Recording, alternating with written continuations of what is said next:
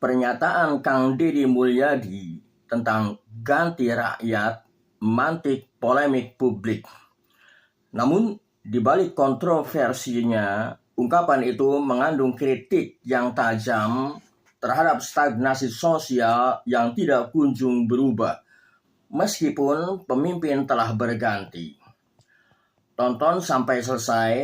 Video ini akan menguraikan makna logis dan etis dari pernyataan Kang Deddy Mulyadi tersebut, lalu merumuskan strategi perubahan mentalitas rakyat berbasis nilai-nilai logika, etika, dan spiritualitas.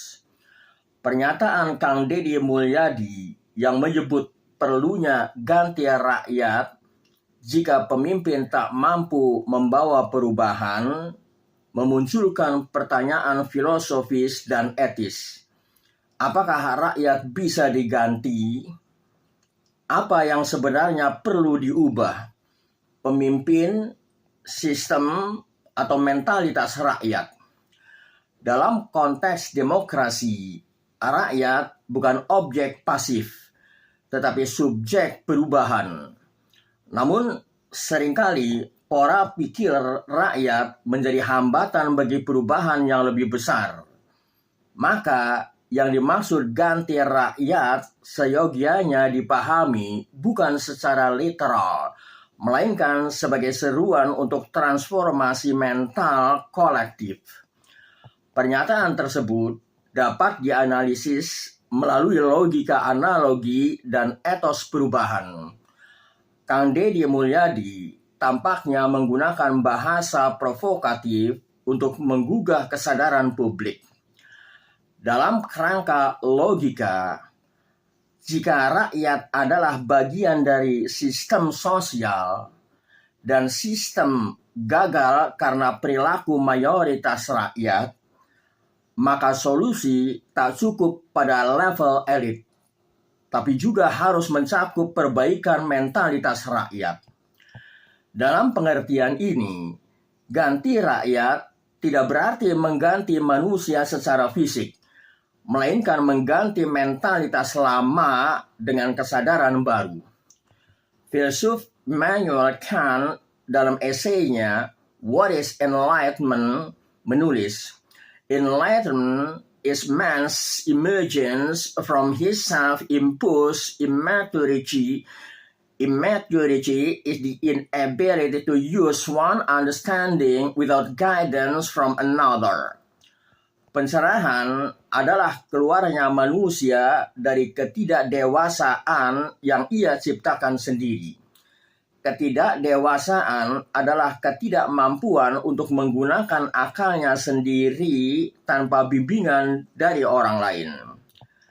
Kematakan masyarakat menuntut keberanian berpikir sendiri.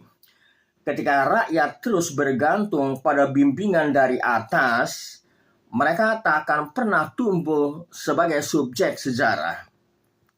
Dalam tradisi Islam, transformasi sosial dimulai dari transformasi diri, bahwa perubahan sejati tidak datang dari luar, tetapi dimulai dari dalam, yakni dari kesadaran, niat, dan etos individu dalam komunitas. Imam Al-Ghazali menyebut, "Al-jahlu aslu kulli baliyatin." Kebodohan adalah pangkal segala bencana.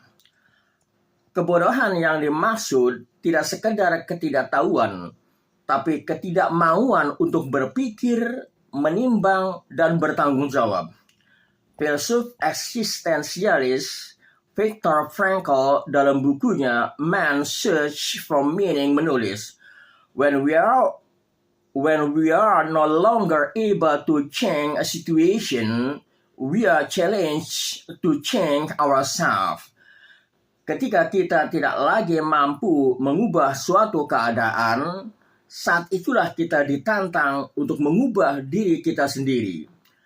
Rakyat yang bijak bukan hanya menuntut pemimpin berubah, tapi juga berani mengevaluasi diri sendiri. Yasmin Mogahed dalam refleksi sufistiknya menyampaikan, Don't let your circumstances define you. Let your choices do that. Jangan biarkan keadaan menentukan siapa dirimu. Biarkan pilihanmulah yang melakukannya. Pilihan moral rakyat untuk bersikap jujur, disiplin, kritis, dan beradab adalah bentuk tanggung jawab kolektif yang menentukan masa depan bangsa. Perubahan tidak cukup dengan wacana.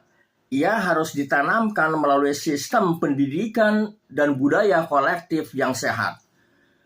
Beberapa langkah untuk membangun rakyat yang tangguh antara lain, yang pertama adalah pendidikan berbasis nalar dan adab. Filsuf Muslim kontemporer Muhammad Naqib menegaskan, "The loss of adab is the corruption of knowledge and society." Hilangnya adab adalah rusaknya ilmu dan masyarakat. Adab adalah fondasi ilmu dan kehidupan sosial. Pendidikan tidak cukup membentuk otak, tetapi juga akhlak, rasa malu, dan tanggung jawab. Yang kedua, masyarakat partisipatif, bukan pasif. Rakyat harus didorong untuk menjadi pelaku perubahan, mulai dari TPS, musyawarah kampung, hingga media sosial. Demokrasi tanpa partisipasi aktif akan menghasilkan oligarki terselubung. Yang ketiga, keteladanan dan spiritualitas sosial. Ibnu Qayyim al-Jauziyah berkata, "Inna fil qalbi sya'atan la yalimmuhu illal iqbalu 'ala Allah." Sesungguhnya dalam hati ada kehampaan yang tidak bisa diisi kecuali dengan kembali kepada Allah. Mentalitas rakyat yang tangguh membutuhkan fondasi spiritual yang kokoh, bukan hanya tuntutan dan aktivisme kosong. Jiwa yang kuat lahir dari keseimbangan antara iman, akal, dan amal. Kang Deddy Mulyadi tidak benar-benar meminta rakyat diganti. Ia menyampaikan seruan keras agar rakyat bercermin. Bukan ganti rakyat dalam arti literal, tetapi ganti mentalitas. Dari penonton jadi pelaku. Dari korban jadi pemilik masa depan. Filsuf Muslim Ibnu Khaldun sudah lama mengajarkan bahwa kekuatan sebuah negara bukan semata pada pemimpinnya, tapi pada solidaritas dan kesadaran rakyatnya. Ad-dawlatu tabni bi akhlaqi ahliha. Negara dibangun oleh akhlak rakyatnya. Maka jika kita ingin bangsa ini bangkit, bukan rakyat yang perlu diganti dalam arti literal, melainkan cara kita menjadi rakyat yang harus diperbaiki.